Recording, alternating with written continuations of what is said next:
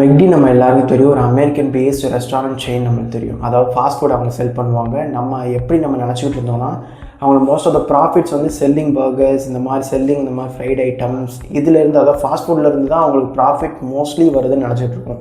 ஆனால் அது ட்ரூ கிடையாது. மோஸ்ட் ஆஃப் த ப்ராஃபிட்ஸ் எங்கேருந்து வருதுன்னா ரியல் எஸ்டேட் பிஸ்னஸ்லேருந்து வருது. நம்மளுக்கு தெரியும், இந்த மாதிரி ஒரு பெரிய ரெஸ்டாரண்ட் செயினுக்கு கீழே நிறைய ஃப்ரான்ச்சைஸி இருக்கும். அதாவது இப்போ நான் வந்து மெக்டியோட ஃப்ரான்ச்சைஸி நான் எடுக்கணும்னா ஃபஸ்ட்டு வந்து அவங்கள அப்ரோச் பண்ணுவேன். அவங்க வந்து அவங்களோட டீம் வந்து எங்களோட டீமுக்கு ட்ரெயின் பண்ணுவாங்க. அவங்க சிஸ்டத்தை எங்களுக்கு தருவாங்க. அவங்க என்னென்ன பண்ணுறாங்களோ எல்லா ஆப்ரேஷன்ஸும் இங்கே பண்ணுவோம். என்னோடய இன்வால்மெண்ட் ஒரு 75% இருக்கும். கம்பெனியோட இன்வால்மெண்ட் ஒரு 25% இருக்கும். இதுதான் ஒரு basic understanding of taking franchisee. இதிலேருந்து எப்படி மெக்டி வந்து மோஸ்ட் ஆஃப் த ப்ராஃபிட் எடுக்கிறாங்கன்னா அதான் அவங்களுக்கு ரிஸ்கே இல்லை. அவங்க எதுவுமே மைண்ட் பண்ணாமல் எப்படி அவங்க இதுலேருந்து ப்ராஃபிட் எடுக்கிறாங்கன்னா ஃப்ரான்ச்சைசி பிஸ்னஸ் தான். அதாவது இந்த குளோபல், அதாவது இந்த மொத்தமாக அவங்களுக்கு 40,000 லொக்கேஷன்ஸில் அவங்க ஆப்ரேஷன்ஸ் இருக்குது, including India, including every other countries. இப்போ பார்த்தீங்கன்னா இப்போ ஃப்ரான்ச்சைஸி எடுக்கும் போது அட்லீஸ்ட் எனக்கு ஒரு 10 crores ஆச்சு எனக்கு ரிசர்வ் வேணும். அப்போ தான் நான் போய் அப்ரோச் பண்ண முடியும். இப்போ இந்தியாவில் பார்த்தீங்கன்னா ஒன்லி 2 கம்பெனிஸ், அதான் மாஸ்டர் ஃப்ரான்ச்சைசி கம்பெனிஸ்னு சொல்லுவாங்க. இந்தியாவில் வந்து டைரெக்டாக மெக்டி வந்து அவங்க ஆளை வச்சு இந்த மாதிரி ஒரு ஆஃபீஸ் மாதிரி போட்டு அவங்க, அதாவது ஃப்ரான்ச்சைஸிக்கு அவங்க விட மாட்டாங்க. ஃபஸ்ட்டு வந்து யாரையாவது ஹையர் பண்ணுவாங்க, ஒரு க்ரெடிபிலிட்டியான ஆள். இந்தியாவில் பார்த்திங்கன்னா இப்போதைக்கு மெக்டி யார் வச்சுருக்காங்கன்னா ஒரு 2 கம்பெனிஸ் வச்சுருக்காங்க, அதாவது மாஸ்டர் ஃப்ரான்ச்சைசி கம்பெனிஸ். இவங்க மூலியமாக தான் நம்மளுக்கு ஃப்ரான்ச்சைஸிக்கு தருவாங்க. ஃபஸ்ட்டு வந்து வெஸ்ட் லைஃப் ஃபுட் வேர்ல்டு. இவங்க வந்து மும்பையில் இருக்காங்க, மகாராஷ்டிரா. அதாவது இவங்க வந்து என்னென்ன ஆப்ரேஷன், அதாவது எந்த ரீஜனில் பார்த்துட்டு இருக்காங்கன்னா வெஸ்ட்டு சவுத்து. இன்னொரு, அதாவது நார்த்துக்கும் ஈஸ்ட்டுக்கும் யார் பார்த்துட்டு இருக்காங்கன்னா கொனாட் பிளாசா ரெஸ்டாரண்ட். ஸோ இந்த 2 கம்பெனிஸ் வந்து இப்போ நான் சவுத்தில் வந்து ஒரு ஃப்ரான்ச்சைஸி எடுக்கணும்னா ஃபஸ்ட்டு நான் அப்ரோச் பண்ண வேண்டியது யாருன்னா இந்த வெஸ்ட் லைஃப் ஃபுட் வேர்ல்டு. இவங்க கிட்ட இருந்து தான் நான் ஃப்ரான்ச்சைஸி வந்து நான் அப்ரோச் பண்ணி அவங்க வந்து ஒரு செட்டிங் டாக்குமெண்ட்ஸ் வெரிஃபிகேஷன், அதாவது இதுக்குன்னு ஒரு செட் ஆஃப் இன்டர்வியூ போகும். என்கிட்ட ஒரு 10 கோடி ரூபா இருக்குது, நான் மெக்டி ஸ்டார்ட் பண்ணுமானா முடியாது. ஃபஸ்ட்டு அவங்க ரீசன் கேட்பாங்க, எதுக்கு நீங்கள் ஸ்டார்ட் பண்ணணும், ஏன் நீங்கள் ஸ்டார்ட் பண்ணணும், உங்களுக்கு லாங் டேர்ம் கோல் என்ன, அதாவது ஆப்ரேஷன்ஸை நீங்கள் ஹேண்டில் பண்ணுறதுக்கான கேப்பபிலிட்டி இருக்கா இல்லையா, இதுவும் அசஸ் பண்ணுவாங்க இந்த ப்ராசஸில். அதாவது 3 to 4 rounds ஆஃப் இன்டர்வியூஸ் இருக்குதுன்னு நினைக்கிறேன். பிஸ்னஸ் டீம் கூட ஒரு இன்டர்வியூ இருக்கும், அடுத்து ரியல் எஸ்டேட் டீம் கூட ஒரு இன்டர்வியூ இருக்கும், அடுத்து ஆப்ரேஷன்ஸ் டீம் கூட இன்டர்வியூ இருக்கும். இதில் ஒரு மெயினான கேட்ச் என்னன்னா ரியல் எஸ்டேட் டீம் கூட நடக்கிற ஒரு இன்டர்வியூ தான். அதாவது நான் சொன்னேன் இல்லையா, அவங்க வந்து எப்படி மோஸ்ட் ஆஃப் த ப்ராஃபிட்ஸ் எடுக்கிறாங்கன்னா ரியல் எஸ்டேட் பிஸ்னஸில் இருந்தால் எடுக்கிறாங்க. இப்போ நான் ஃப்ரான்ச்சைஸ் எடுக்கிறேன்னா ஃபஸ்ட்டு வந்து மெக்டி தான் எங்களுக்கு வந்து லொக்கேஷன் பார்த்து தருவாங்க. ஃபார் எக்ஸாம்பிள் நான் மதுரையில் வந்து மெக்டி ஃப்ரான்ச்சைஸ் எடுக்கணும்னா இதுக்கு ஒரு 3 to 4 crore வந்து ஃப்ரான்ச்சைசி ஃபீயாகவே நான் கட்டணும். ஃபஸ்ட்டு அப்ஃப்ரண்ட்டாக நான் கட்டினா தான் நான் அதுக்குள்ளேயே வர முடியும், இந்த ப்ராசஸ்க்குள்ளேயே. இதுக்கு வந்து லொக்கேஷன்ஸ் யார் பார்த்து தருவாங்கன்னா மெக்டி டீம்லேருந்து ஆள் இருப்பாங்க, ரியல் எஸ்டேட் டீம்.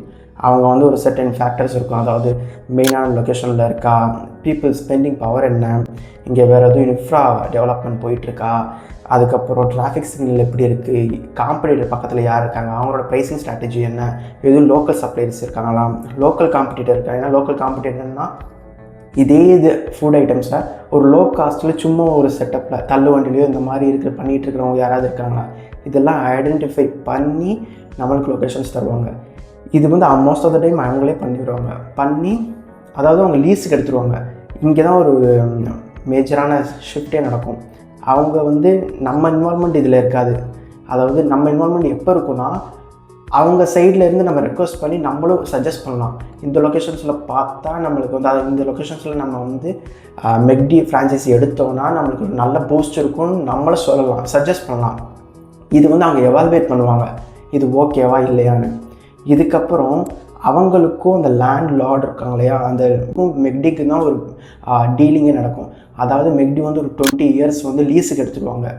அந்த லீஸுக்கு எப்படி எடுப்பாங்கன்னா ஒரு பெரிய அமௌண்ட் கொடுத்து எடுத்துருவாங்க. அவங்கள்ட்ட இருந்து நம்ம ரெண்ட்டுக்கு வாங்கி நம்ம வேலை பார்க்கணும் மெக்டிக்கு.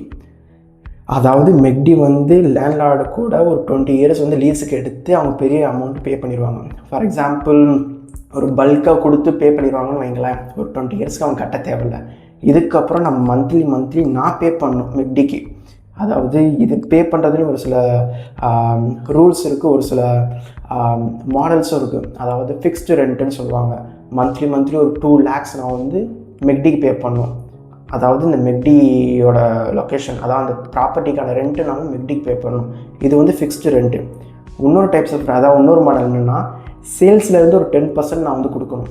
இதுவும் ரெண்ட்டுக்குள்ளேயே வரும். அப்படி இல்லை, ஹைப்ரிட் மாடல் இருக்குது அவங்கள்ட்ட. அதாவது 2 lakhs வந்து நான் கொடுத்துட்டு 5% நான் சேல்ஸ்லேருந்து தரணும். இப்படி ஒரு இது ஒர்க் ஆகும். இதுக்கப்புறம் தான் ராயல்ட்டி ஃபீஸே நம்ம தரணும். ராயல்ட்டி ஃபீஸ் என்ன, ஒன்றும் இல்லை. இப்போ வந்து நம்ம யார் கீழே, அதாவது நம்ம யார் பேரை சொல்லி நம்ம விற்கிறோம் அந்த ப்ராடக்டை, பேசிக்காக அந்த மெக்டொனால்ட்ஸ் வச்சு தான் பீப்புள் வராங்க. இப்போ நான் ஒரு லோக்கல் பிராண்டோ இல்லை புதுசாக நான் என்னோடய பேரை வச்சோ நான் ஆரம்பித்தேன்னா மோஸ்ட்லி அவேர்னஸ் இருக்காது.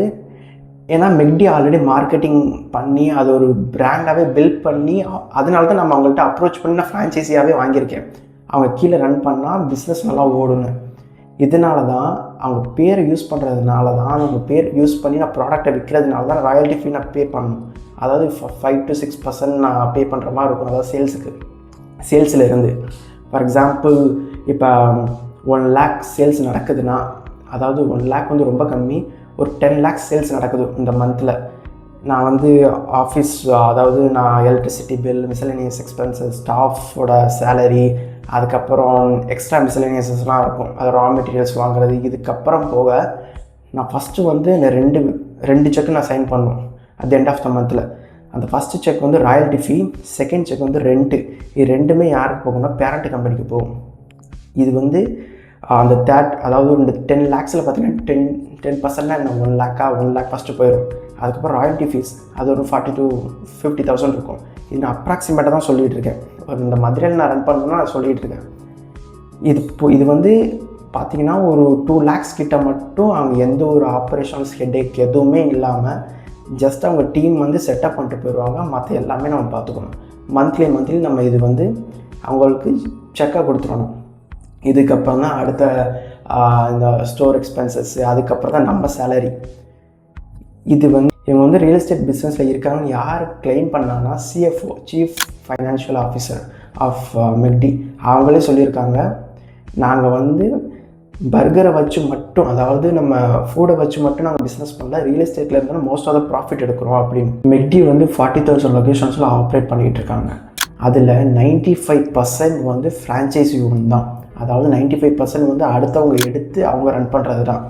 இப்போ பார்த்தீங்கன்னா அந்த ப்ராஃபிட் மார்ஜின் பார்த்தீங்கன்னா 16% தான் அதாவது இப்போ மெக்டியே வந்து ஒரு ஷாப் வந்து இந்தியாவில் ஓப்பன் பண்ணி அவங்க ரன் பண்ணாங்கன்னா ஒன்லி 16% தான் அவங்களோட ப்ராஃபிட் எடுக்க முடியும். இதே இது ஃப்ரான்ச்சைஸி கொடுத்து இப்போ வந்து ஒரு மற்றவங்க வந்து ஆசைப்பட்டு இப்போ நானே எடுக்கிறேன்னா என்கிட்டருந்து 84% வந்து ப்ராஃபிட் மட்டுமே போகும்.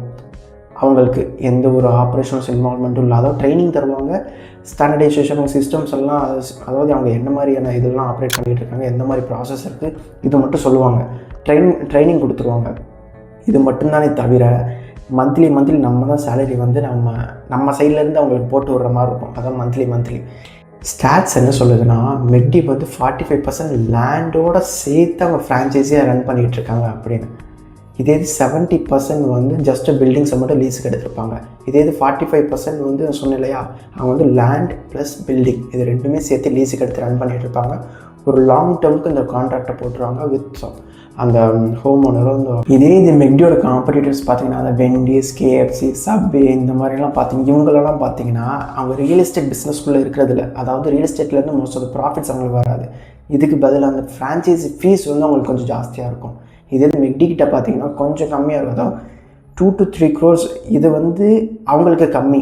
அவங்க லொக்கேஷன்ஸை பொறுத்தவங்க ஃப்ரான்ச்சைஸி ஃபீஸும் இருக்கும், அந்த ரெண்ட்டும் இருக்கும், அதுக்கப்புறம் அவங்களோட ஃபெசிலிட்டிஸ், அவங்களோட டீமோட ஆப்ரேஷன்ஸ் இன்வால்மெண்ட், இதெல்லாம் எந்த மாதிரியான லொக்கேஷன்ஸ், ப்ரைம் லொக்கேஷன்ஸாக இல்லை கொஞ்சம் Tier 2 சிட்டிஸ்குள்ளே அவங்க ரன் பண்ணுறாங்கன்னு பார்த்து அதுக்கேற்ற மாதிரி அவங்க ஃபீஸ் செட் பண்ணுவாங்க.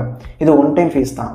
அதுக்கப்புறம் மந்த்லி நம்ம ராயல்ட்டி ப்ளஸ் ரெண்ட் கொடுக்குற மாதிரி இருக்கும். அதாவது ஸ்டாட்ஸ் என்ன சொல்லுதுன்னா, இப்போ ஒரு 100 ரூபா மெக்டி வந்து ரெவன்யூ எடுக்கிறாங்கன்னா அது 35 to 40%, அதாவது 35 ரூபாலேருந்து 40 ரூபா வந்து ரியல் எஸ்டேட், அதாவது அந்த ரெண்ட் பே பண்ணுற மூலயமா மட்டும் வருது.